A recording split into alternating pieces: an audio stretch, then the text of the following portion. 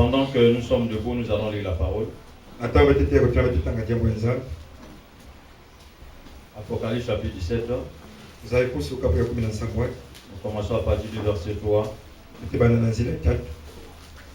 C'est notre chapitre d'introduction. Le verset 3 d'Apocalypse 17. Il me transporta en esprit dans un désert. Et je vis une femme assise sur une bête écarlate, plein de noms de blasphème, ayant cette tête et 10 cornes. Cette femme était vêtue de pourpre et d'écarlate, et parée d'or, de pierres précieuses et de perles. Elle tenait dans sa main une coupe d'or, rempli d'abominations et des impuretés de sa prostitution.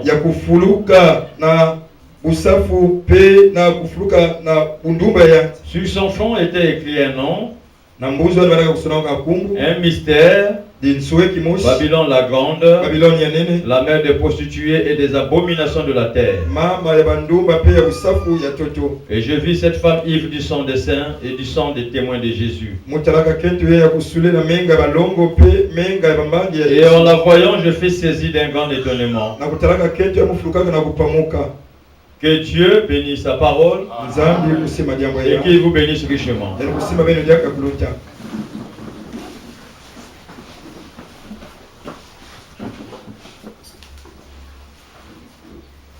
Certainement, parmi nous ce matin, il y a ceux qui sont venus pour la première fois. Il y a aussi ceux qui sont venus peut-être pour la deuxième ou la troisième fois. Alors, à titre de rappel, nous sommes ici pour adorer notre Dieu. Nous ne sommes pas ici comme les gens prétendent comme les gens le pensent souvent. Que les gens viennent comme ça, ils s'asseyent, ils chantent, ils repartent chez eux à la maison. Nous sommes ici à l'école du Saint-Esprit.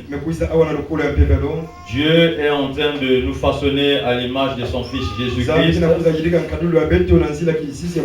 Puisque nous attendons une promesse de l'enlèvement.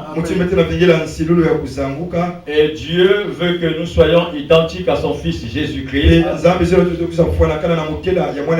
C'est pour cela qu'il nous a donné la parole de Dieu. C'est au travers de la parole que Dieu va façonner en nous un caractère divin. Et ce caractère nous permettra de le rencontrer un jour. Dieu auquel nous croyons, auquel nous nous sommes soumis tous les jours, n'est pas un mythe. Mais Dieu, c'est une réalité. Et nous allons le voir. La foi que nous possédons maintenant nous amènera à la réalité de le voir. Et nous sommes ici, ce n'est pas pour passer notre temps. Nous ne sommes pas ici pour attendre une aide sociale. Mais nous sommes ici pour le salut. Parce que l'homme qui a été fait par Dieu, Dieu l'avait mis sur la terre pour un but. Mais l'homme n'avait pas atteint ce but-là. Il était tombé parce qu'il y avait l'ennemi de Dieu qui était là dans le jardin de Dieu. Comprenez que ce que nous vivons aujourd'hui n'est que le fruit du péché qui a été conçu dans le jardin d'Éden. Et l'homme est soumis dans la volonté permissive de Dieu. Or que nous devons vivre dans la volonté parfaite de Dieu. Il y a certaines choses qui arrivent dans nos vies, ou des choses que nous accomplissons, ce n'était pas dans la volonté parfaite de Dieu. Ils sont venus voir Jésus-Christ un jour, qui était Dieu manifesté en chair. On lui pose la question de savoir, mais si un jour nous allons repartir dans le royaume des cieux, pour quelqu'un qui a eu plusieurs femmes, mais lequel sera sa femme finalement? Mais Jésus leur a dit beaucoup de choses. Et en réponse, il a dit, au commencement, les choses n'étaient pas ainsi. Parce que ce que nous vivons aujourd'hui n'est pas le commencement. Nous vivons après le commencement. C'est pourquoi Dieu a envoyé la parole pour nous amener au commencement. Parce qu'au commencement, l'homme était dans l'originalité. Il vivait dans la présence exacte de Dieu. L'homme était un Dieu amateur. Il pouvait agir comme Dieu. Il pouvait voir comme Dieu. Il pouvait parler comme Dieu. Mais le péché est arrivé. L'homme a été perverti dans son vrai sens. Avant cela, l'homme ne se fâchait pas. L'homme n'était pas colérique. L'homme n'était pas médisant. L'homme n'était pas égoïste. Mais cela est arrivé après le péché. C'est pourquoi la parole de Dieu rentre dans le cœur. Elle te ramène au commencement. Elle t'enlève la colère. Elle t'enlève l'ivronerie. Elle t'enlève la prostitution. Et tu deviens comme Adam. Tu deviens un Dieu. Tu vois comme Dieu. La parole devient la parole de Dieu. Amen. La parole qui sortait dans Adam avant la chute, c'était la parole de Dieu. Et Dieu veut nous ramener là-bas. Mais je veux vous dire, frère, ne pensez pas que nous sommes ici pour les aventures. Celui qui le pense, il n'a qu'à sortir et partir. Mais nous sommes ici pour un but précis. Pour amener les gens à vivre la vie de Dieu sur la terre. Cela est possible. Tu le crois. Voilà frère. Ils ne sont pas ici pour s'amuser. Dieu ne nous a pas fait connaître dans la parole pour que nous puissions se faire du tort entre nous. On ne se connaissait pas. On se voyait parfois avant la parole. On ne se connaissait pas. Mais la parole a fait que nous puissions se connaître. Alors notre communion est dans la parole de Dieu. Notre communion n'est pas dans les choses éphémères. Notre communion n'est pas dans les choses du monde. Mais notre communion est dans la parole. Et nous devons respecter la parole. Nous devons la croire. Nous devons obéir. La parole a ses règles. Celui qui s'oppose aux règles de la parole de Dieu n'est pas un frère pour nous. Une seule qui s'oppose à la parole de Dieu n'est pas une sœur. Nous sommes frères et sœurs à cause de la parole. Alors celui qui n'est pas engendré par notre père n'est pas notre frère. Mais celui qui est engendré vit la vie de la parole. Croit la parole, obéit à la parole. Un fils de Dieu n'est pas un rebelle. Les rebelles, ce sont les fils de Satan. La Bible dit autrefois nous étions des fils de la rébellion.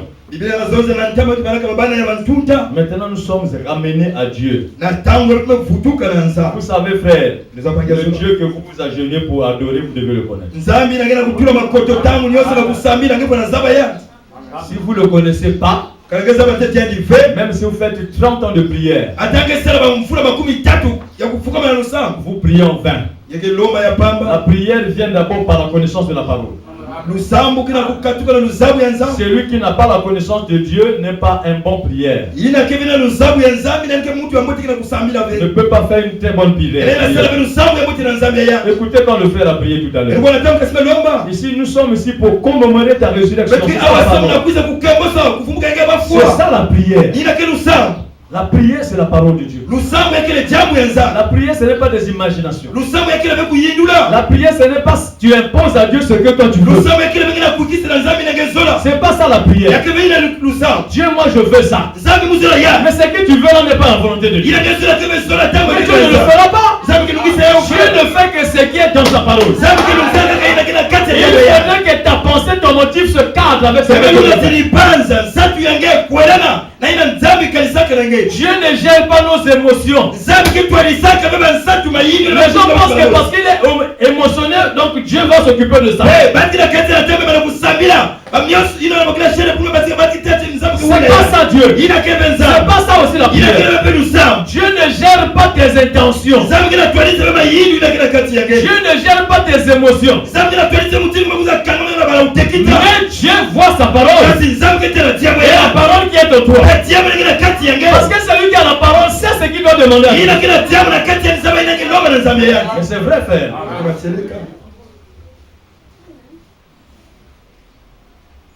Alléluia. Alléluia. Il y a certaines choses, on n'est pas obligé de se focaliser dans ça. Il y a certaines choses, vous priez, vous répétez à Dieu et vous continuez votre vie. Et vous pensez maintenant à autre chose, vous occupez d'autre chose. Parce qu'aussi longtemps que tu vas être focalisé sur cette chose-là, tu ne vas pas évoluer dans ça. Donc, frère, comprenez, hein? Ni moi ni vous ne venons pas perdre notre temps ici. Quand on vous dit quelque chose, vous devez croire et obéir à ça. Sans l'obéissance, vous n'aurez pas de résultat, frère. Vous allez changer des églises, vous n'aurez pas de résultat. Dieu agit dans le cœur du croyant. Mais quand nous parlons de la croyance, nous voulons vous faire comprendre que la croyance est l'obéissance. La croyance, ce n'est pas se déplacer chez toi et venir ici. Mais il faudrait que quand tu te déplaces par l'obéissance. Parce qu'un frère qu'on va commencer à forcer de quoi? Commencer à forcer de venir à la réunion. Il n'y a pas l'obéissance dans le cœur. Celui qui est obéissant, il vient lui-même. C'est ça, frère. Et chacun de nous vient accomplir un devoir ici. Je suis dans l'obligation de vous prêcher toute la parole que Dieu va mettre dans mon cœur. Le jour du jugement, je dirai à Dieu, j'ai dit tout. La vérité est toujours bonne à dire dans la parole. Maintenant, si vous l'acceptez, vous aurez le résultat. Si vous ne l'acceptez pas, ce n'est pas le problème du pasteur. C'est votre problème. Nous faisons ici un devoir que le Seigneur nous a chargé. C'est de prendre la parole qui nous a inspirés par rapport au temps qu'il a mis en nous et de le transmettre. Le reste des choses, c'est vous. Si vous acceptez, vous allez voir la gloire de Dieu. Vous savez ça, tout dépend de ce qui se trouve dans votre cœur. Et vous venez ici pour un autre but. Dès que vous ne le trouvez pas, vous finirez par partir. Ah, c'est que je suis venu chercher, je n'ai pas trouvé ici. Mais nous venons ici pour le but de la parole seulement. Que Dieu soit loué. Si vous avez trouvé la parole, demeurez. Mais si vous partez, donc vous avez besoin d'autre chose que la parole. Alors je demande votre attention. Nous sommes en train de parler sur les mystères du royaume des cieux. Il y en a plusieurs mystères. Mais nous sommes sur le mystère de la Babylone la grande. Alors, nous avons déjà parlé concernant le mystère de la Babylone la Grande. Il y a trois Babylones. Babylone la Grande. Il y a trois Babylones, qui est l'unique Babylone, mais dans trois phases. Et nous avons dit que la Babylone c'est un système, religieux et politique, que Satan a établi, afin d'accomplir ses desseins à lui. Et ce système est un système vaste. Et ce système de Babylone se retrouve même dans nos familles. Et c'est ce système-là qui gère le monde entier. Maintenant, quand vous ne sortez pas de ce système-là, alors vous êtes dans le camp de Satan. Alors la fin de tout ça, c'est que c'est l'enfer. Mais Dieu aime ses enfants. C'est pourquoi il les fait sortir de Babylone. Parce que c'est un système que Dieu n'avait pas commencé. C'est pas Dieu qui a établi Babylone. Mais la Babylone, c'est le système de Satan. Et nous avons vu comment la Babylone a commencé depuis son origine. Et nous avons vu comment Babylone évolue. Parce que quand elle commence, elle n'était pas la grande. Mais aujourd'hui, elle est devenue la grande. Et nous avons parlé de la Babylone de Nimrod. Et nous avons vu le système religieux qui était établi. Et nous avons vu la Babylone chaldéenne. La Babylone de Nebuchadnezzar. Et nous avons vu le culte qui se passait là-bas. Alors nous sommes dans la Babylone, la grande qui est de notre temps. Alors elle devient la grande. C'est-à-dire le système a évolué. Le système a grandi. L'autel du système a multiplié les efforts. Mais si la Babylone est devenue la grande, elle s'est élargie. Satan a multiplié les efforts. Dieu aussi est dans l'obligation de donner la parole à un niveau élevé. Alléluia. Maintenant, la Babylone de notre temps est la Babylone de l'Empire romain. Parce que nous avons parlé de la dispensation des nations. Le temps des nations, donc Jésus part, est marqué par 4 empires. Et le premier empire, c'était l'empire de Babylone. Bien sûr, avec le roi de Nebuchadnezzar. Et il y a eu l'empire Médo-Perse. Ça, nous allons le voir quand nous allons aborder l'aspect politique de Babylone. Et il y a eu l'empire grec. Et il y a eu l'empire romain de notre temps. Alors nous vivons le temps de l'empire romain qui a commencé depuis l'an 33 avant Jésus. Et si vous êtes un grand lecteur de la Bible, vous allez remarquer que Jésus a croisé les Romains. Et Israël pensait qu'il est venu pour tuer tous les Romains. Mais quand on parle d'un empire, il ne s'agit pas de Rome ou de Italie comme pays. Parce qu'un empire, c'est l'ensemble des provinces ou des États qui sont soumis à un politique impérial. Donc quand nous pouvons parler de l'empire romain de notre temps, c'est l'ensemble des pays très développés de ce monde qui ont l'autorité sur les pays pauvres. Parce que celui qui est pauvre, c'est lui qui tend la main vers le riche. Et la main qui donne domine toujours.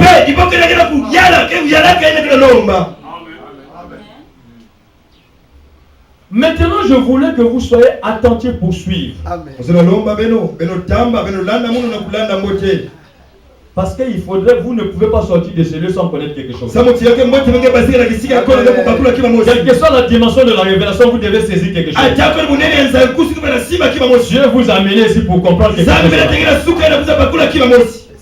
Et cette chose-là, il a mis ça en moi. C'est pour ça que je vous le dis. Sans moi, vous n'allez pas écouter. Voilà la parole de Dieu. Je prends la parole, il met dans un homme. Vous êtes obligé de croire.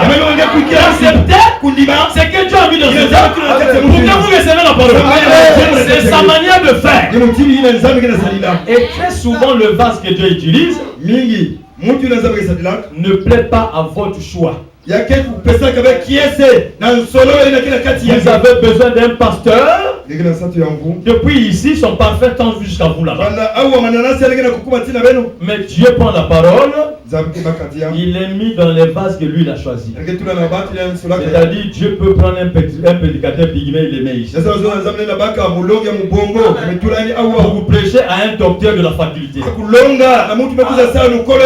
C'est ça Dieu.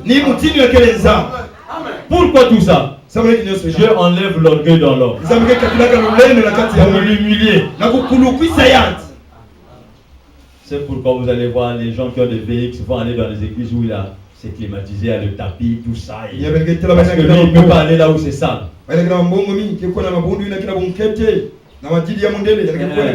Il pense que c'est ça Dieu. Dieu aussi n'est pas là où il y a des hangars. Mais Dieu est dans sa parole. Maintenant, nous avons lu tout à l'heure.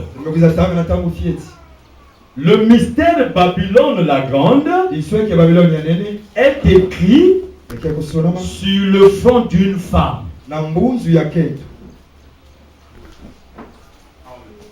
Mystère de Babylone la Grande est écrit sur le front d'une femme. Mais quelle est cette femme-là? Parce que la Babylone de notre temps, l'aspect religieux de la Babylone de notre temps, c'est une femme. L'inscription est sur son front. Alors il s'agit de quelle femme? Sur son front est écrit mystère de Babylone. La Grande. Donc nous avons ici une notion prophétique. Alors nous sommes sur le domaine de la prophétie. Alors là, on n'interprète pas de choses à la manière dont on connaît. Là, c'est le domaine de la révélation, je vous dis. Maintenant, pour mieux saisir et pour mieux comprendre ce mystère, il faut comprendre qu'est-ce que la femme, qu'est-ce que la notion femme dans la prophétie. Alors, nous avons le mot femme. Quand vous lisez dans le dictionnaire, ça vous donne une définition quelqu'un comme ça. Mais ici nous sommes dans le domaine de la prophétie. On nous parle que cette femme porte une inscription sur son front écrit Babylone la Grande. Alors nous devons d'abord connaître la notion femme, c'est quoi dans la prophétie. Je sais qu'il y a ceux qui connaissent déjà, mais laissez ceux qui ne connaissent pas comprendre.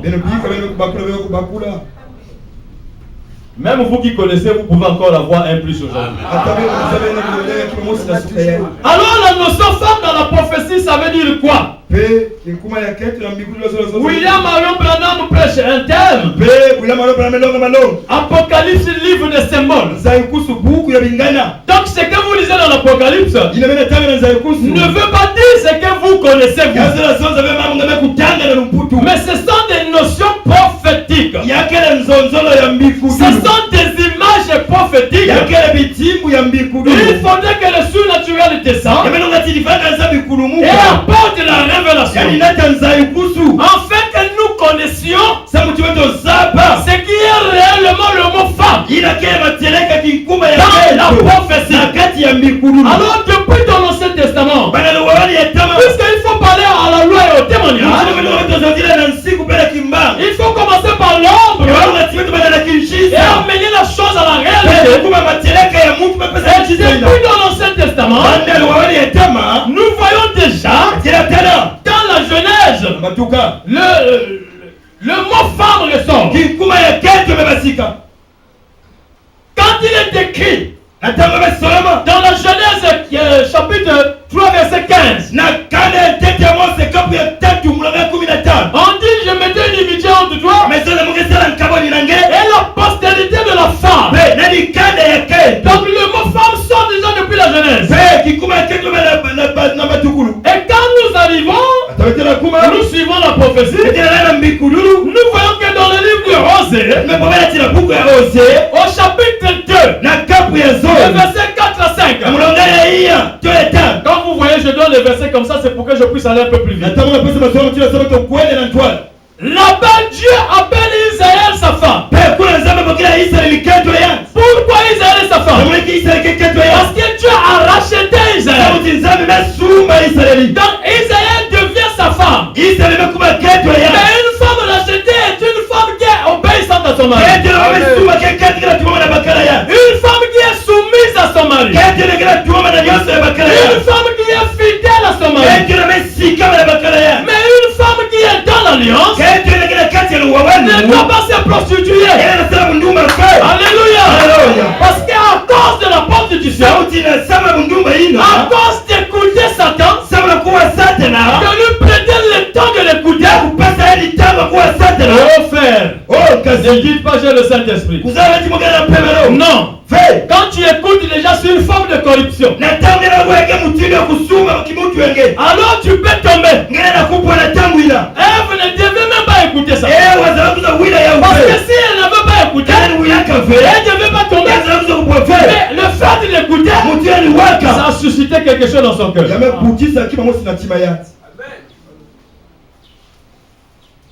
Que Dieu soit loué. Le fait de voir, vous savez, nous les hommes, on connaît quelque chose. Quand on veut d'une femme, on le force, elle finira par aimer. Finira par accepter. Parce que le premier jour, il va vous trouver que vous n'êtes pas élégant. Le deuxième, parce que l'homme qui veut d'une femme change d'aspect. Le jour que tu l'avais vu, il était en survêtement. Il dit, ah, c'est pas ce genre d'homme que j'ai. Mais le deuxième jour qu'il vient, il est en super son. Ça commence à créer quelque chose en toi. Tu dis, ah, il est un peu propre aujourd'hui. Vous voyez que ça avance déjà. Oh, je ne veux pas de toi, laisse-moi papa. Demain, il vient en super 200. Tu commences à voir, mais il n'est pas mal. Hein? Oh, non. Bon, c'est bon. Demain, on va se voir. Laisse-le m'embrouiller. Demain, après-demain, il met du kouros. Non, il met du parfum kouros. Quand il passe, tu restes avec l'odeur pendant 4 minutes. Et là, il vient en taxi. Tu vois comme ça, tu dis, oh. Il sent bon. Tu finiras par tomber. Tu reviens avec des pleurs. Ah, et pourtant je ne voulais pas. Ne prêtez même pas attention. Attends, vous marchez dans la rue, un homme vous appelle, il va vous dire quoi? Il n'a même pas la Bible à la main. Après toi, tu vas écouter quoi?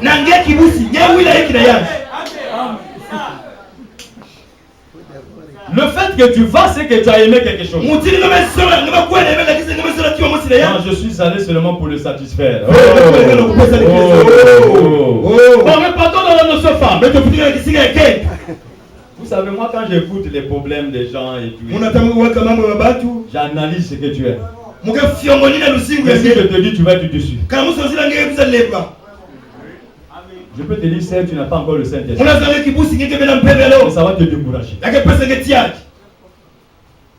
Je peux te dire, ma soeur, tu n'es même pas encore né de nous. Il y en a.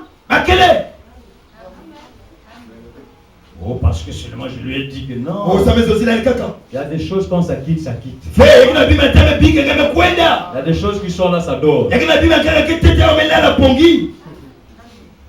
Dieu soit loué. Alors, frère, la notion femme. Israël était appelé femme. Alors, quand tu deviens la femme de Dieu, vous savez que tu as la jalousie. Dieu n'aime pas que sa femme soit avec quelqu'un d'autre. Même un homme dans le naturel ne peut pas accepter le décès. C'est pourquoi Dieu dit à Israël, attention, il ne faut pas prendre des idoles. Il ne faut pas prendre les dieux païens. Moi, je suis un Dieu jaloux. Quand tu commets, je frappe. L'alliance de Dieu avec Israël était conditionnelle. Si tu respectes ma parole, il y a des obligations envers toi. Mais quand tu respectes pas ma parole, même dans vos calendriers, vous alléluia. Il faut respecter l'alliance. Je l'aime pour le meilleur et le pire. Tu le parles parce que tu connais français. Hein? Tu ne connais pas la profondeur de cette chose. Quand tu dis je l'aime pour le meilleur et le pire, tu connais qu'il gagne 1 million. Mais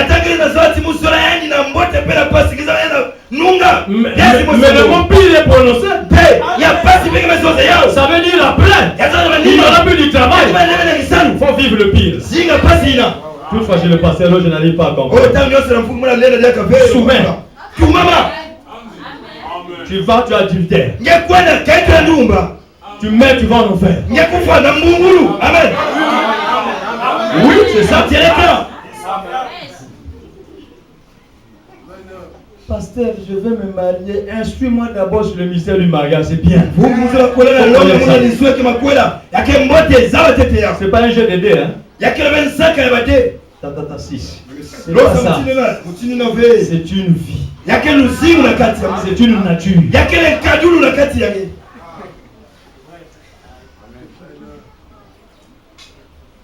Alors Dieu dit à Israël, tu n'es plus ma femme parce que tu t'es prostitué. Tu as pris des idoles au sein de toi.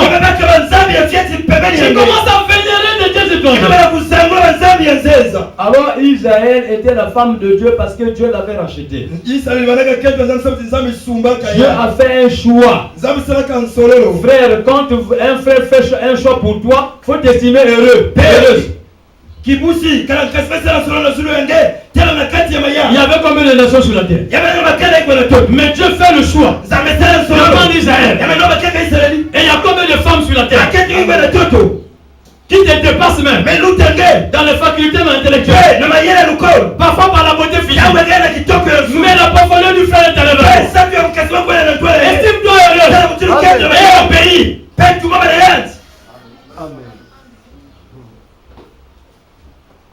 Que Dieu soit loué. Israël, quand Dieu l'avait choisi, il faut voir Israël devant les nations. Si vous connaissez Dieu, Dieu, c'est notre Dieu. Vous ne le connaissez pas. Mais Dieu dit à Israël, respecte mon alliance. Alors quand nous revenons dans la notion femme, dans le Nouveau Testament, alors nous voyons aussi que Christ a racheté une épouse. Sur la croix du calvaire, c'était un prix qu'il était en train de payer. Un peuple qui devait acquis. Il a payé un prix pour ce peuple-là. Et ce peuple est devenu sa femme. Et c'est pourquoi vous allez voir la notion époux-épouse dans la parole. Donc l'église du Seigneur Jésus-Christ a une relation d'intimité entre lui et Jésus. Vous voyez que l'église de Jésus-Christ, Jésus a des obligations envers son église. C'est lui qui sanctifie son église. C'est lui qui justifie son église. C'est lui qui bâtit son église du Seigneur. Parce qu'il y a une relation d'intimité. Jésus aime son église. Et l'église aime Jésus. Donc il y a une intimité qui est là. Alors la Bible dit celui qui aime Dieu aime sa parole.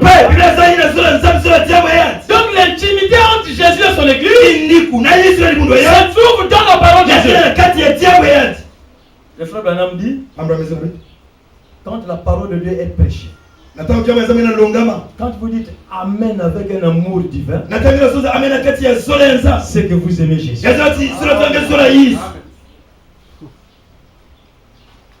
Alors, bien-aimé,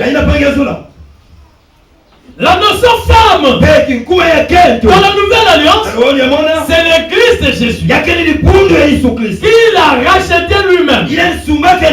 Et cette église-là, Jésus a des obligations envers elle. Si elle, quand vous prenez une femme dans le ménage, quand elle est malade, tu l'as dit quoi? Va chez tes parents. Parce que tu as des obligations envers elle. Tu dois la soigner. N'est-ce pas? Tu dois lui donner à manger. De quoi se vêtir. De prendre soin de cette femme. C'est pourquoi, frère, quand tu n'as pas de possibilité de s'occuper d'une femme, ne te marie pas. C'est une vérité. Sinon, tu vas contrer à la sœur d'avoir la foi.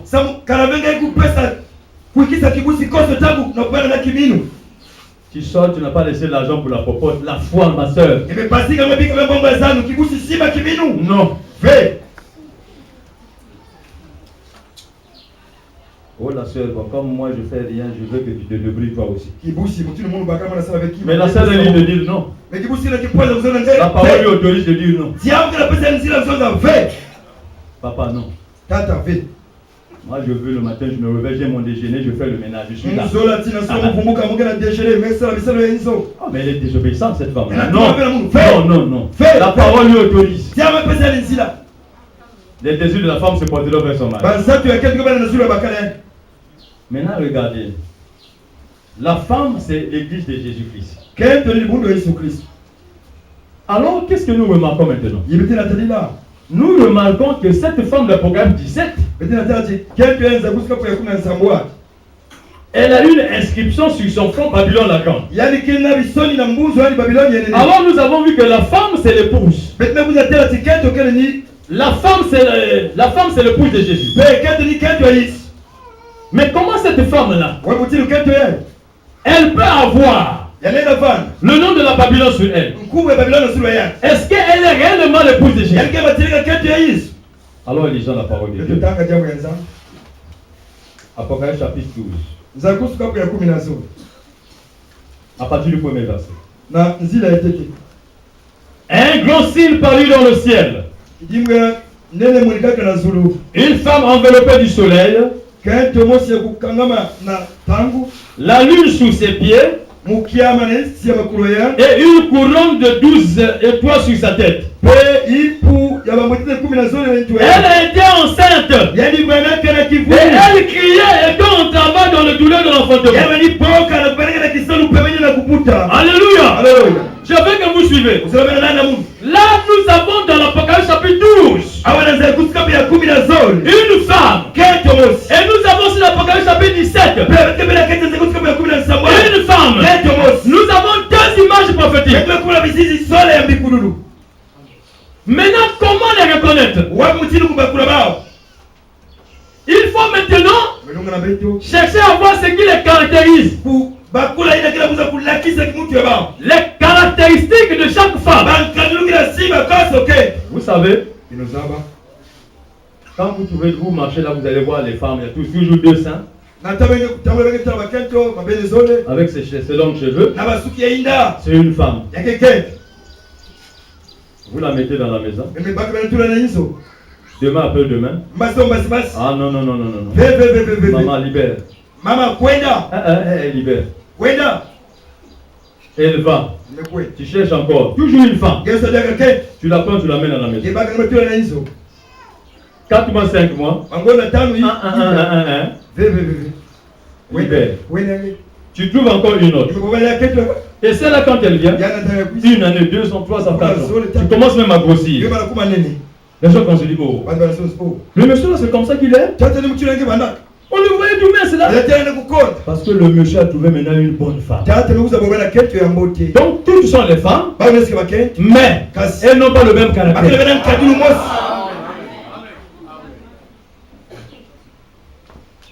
Il y a des femmes qui sont là. Dès qu'elles sont, elles voient son mari soucieux. Elle s'approche. Qu'est-ce qu'il ne va pas chérie?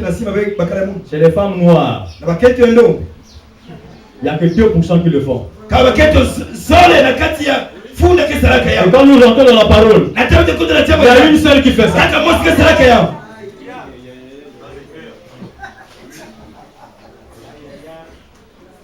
Tu n'es pas une vraie Ève.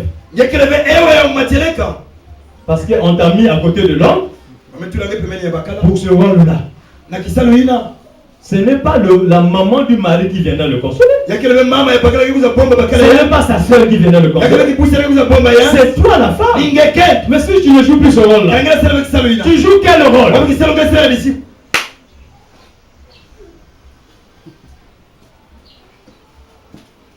Que Dieu soit loué. La tendresse. L'amour véritable. C'est pour les filles de Dieu. Tant que tu n'es pas marié, il faut garder ça. Mais quand tu te maries, la tribu là doit se manifester.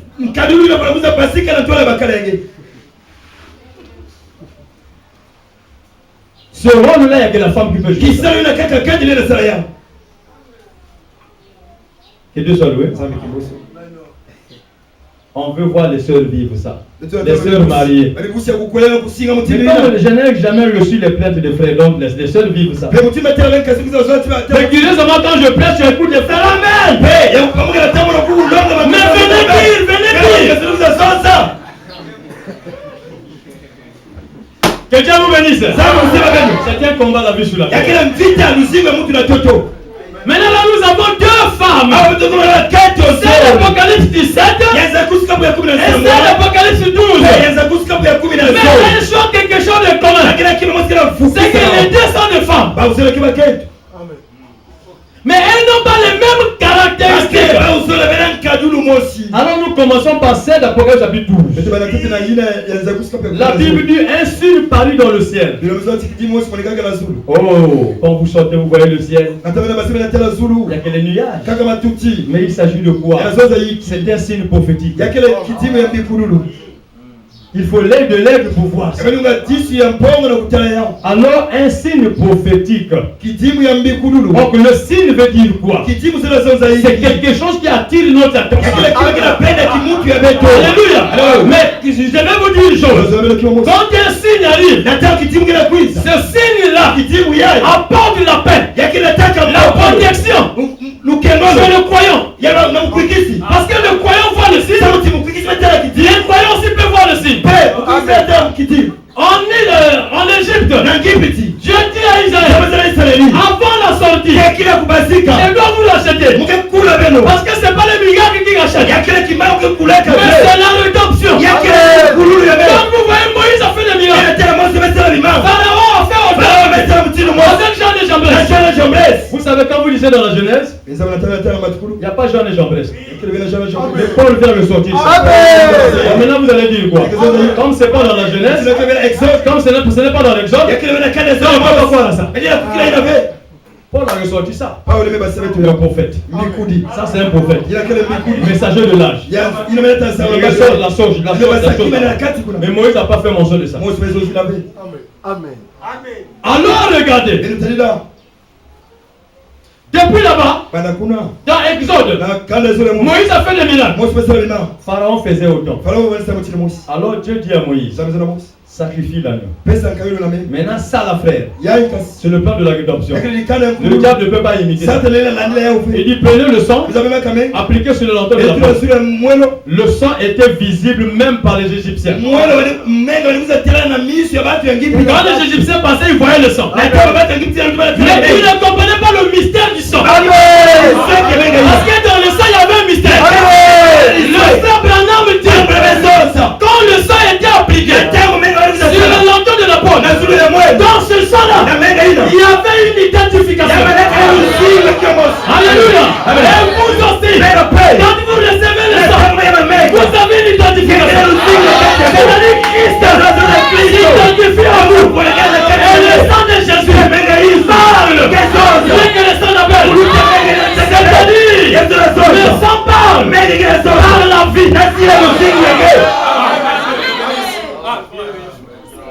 Maintenant, frère, quand vous avez le sang appliqué sur lui, maintenant prenez Balaam. Dis à Balaam, maudis-moi ce peuple. Alléluia. Quand Balaam arrive, devant un peuple, il y a l'identification. Maintenant écoutez Balaam. Un peuple est sorti d'Égypte. Alors là, je laisse pas cette chose. Excusez-moi un peu. Je prends la femme, je mets d'abord le peuple. Balaam arrive devant un peuple qui a sacrifié l'agneau. Il a mangé en tout de Dieu. Alléluia. La mer rouge a reconnu le sang. La mer rouge est ouverte. Mais Balaam arrive. Que Dieu soit loué. Maudis-moi ce peuple. Quand Balaam arrive, il commence. Un peuple sort d'Égypte. Vous croyez que vous êtes un peuple qui est sorti d'Égypte? Bon, maintenant nous allons faire ça. Si vous êtes un peuple qui est sorti d'Égypte, vous devez avoir les mêmes caractéristiques. Le peuple qui est sorti d'Égypte avait un messager.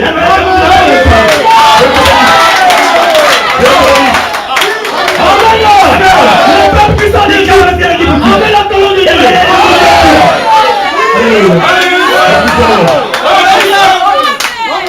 Le peuple qui sort d'Égypte avait le rocher.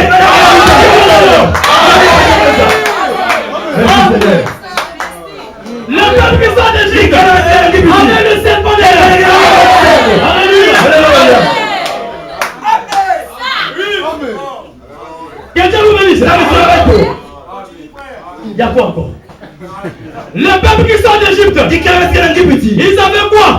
Ils avaient la manne.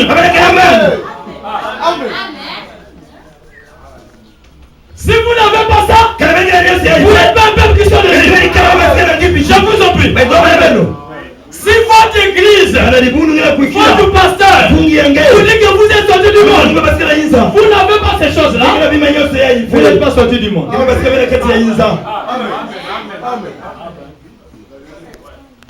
Un peuple qui sort d'Égypte, c'est un peuple qui est en exode.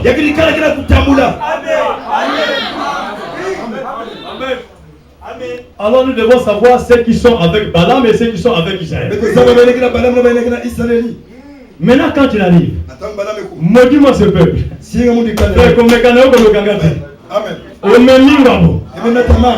Au lieu de le maudire, tu vas me bénir. Quand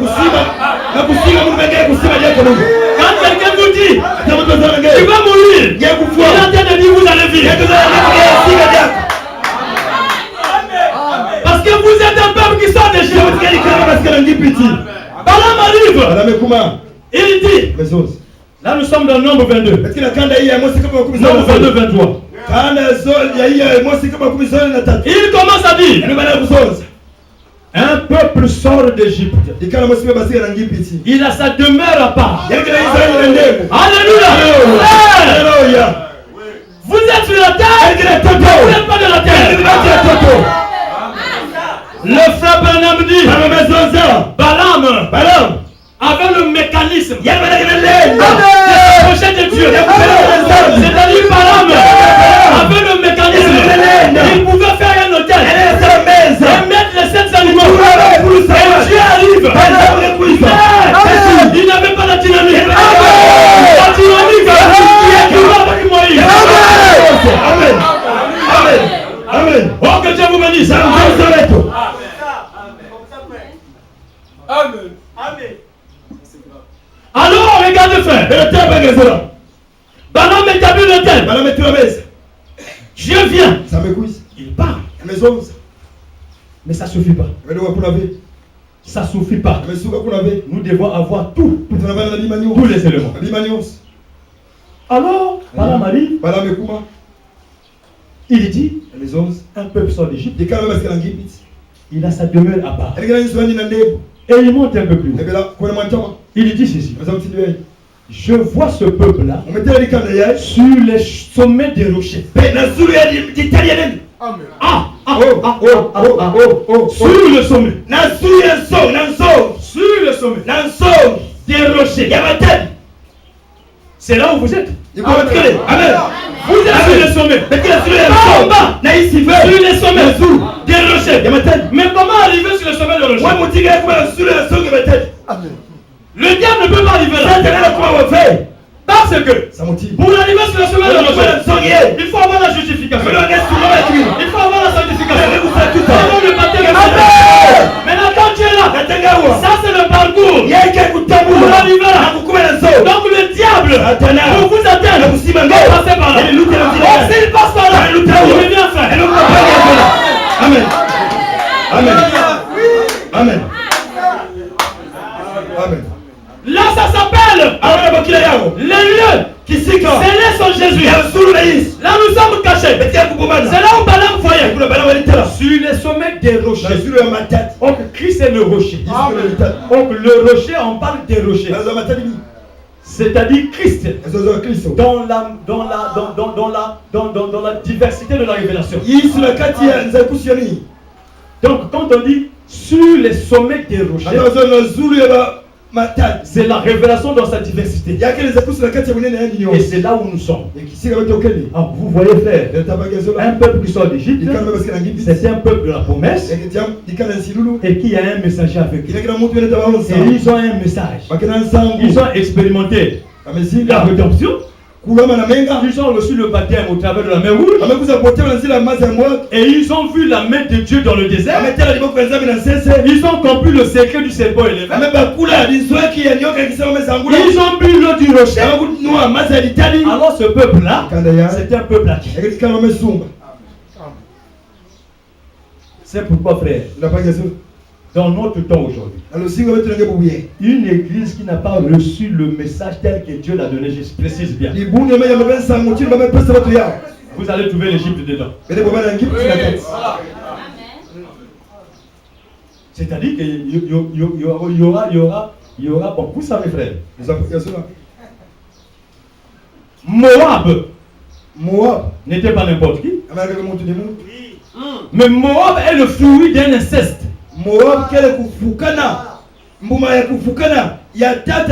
Voilà. Moab c'est le fruit d'un inceste.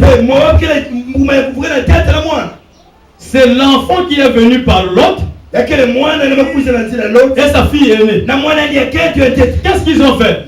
Après que leur maman incrédule qui s'est transformée en boule de sel, quand ils ont pris Sodome et Gomorrhe, ils se sont retrouvés quelque part. Il n'y avait pas de gens là-bas. Avec l'autre et ses deux filles. Satan est venu rentrer dans ces filles-là. Mais nous, comment on va garder notre race? Il n'y a pas d'homme ici. Bon, mais le vieux là, hein, on fait l'affaire. Ils ont mis la drogue dans le vin. Quand je passe à des gens qui se torsent dans la Bible, lisez la Bible. Ça, c'est des choses, nous on avait lu ça longtemps, donc ça est toujours là. Quand on prêche ça, ça revient.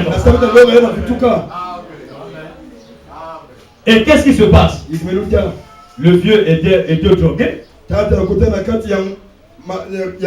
Et les deux filles sont sorties avec lui. Ça ne s'est pas continué. Ils l'ont drogué pour la deuxième fois. Et la fille aînée était enceinte. Et c'est lui qui a enfanté Moab. Donc de Moab sont les Moabites. Donc ce sont la lignée du cousin d'Abraham. Alors l'autre aussi était appelé le juste. Mais qui vivait à Sodome et Gomorrhe. Donc Balaam sort de là. Donc un peu les cousins. Qui croient à peu près. Mais ils sont dans le faux. Oh, c'est le message toujours, attention. Il y a les Moabites, hein? Il y a les Moabites qui peuvent aussi faire l'hôtel. Comme Moïse faisait.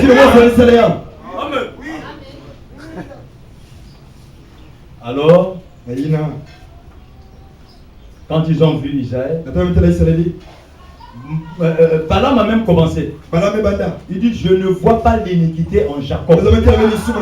Alors là c'est profond. Là c'est avant que vous croyez. Quand vous étiez Jacob, les hommes vous voyez bordel, mais Dieu ne voyait pas ça. C'est fort frère. Ça c'est le dessin de l'élection. Vous n'êtes pas ici par hasard, ma soeur. C'est Dieu qui a voulu vous amener ici.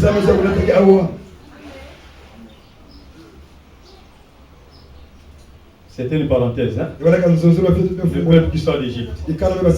Alors, si ça, il n'y en a pas, il n'y a pas un peuple qui sort d'Égypte. Il n'y en a pas. Il faut ça. Que Dieu soit loué. Amen.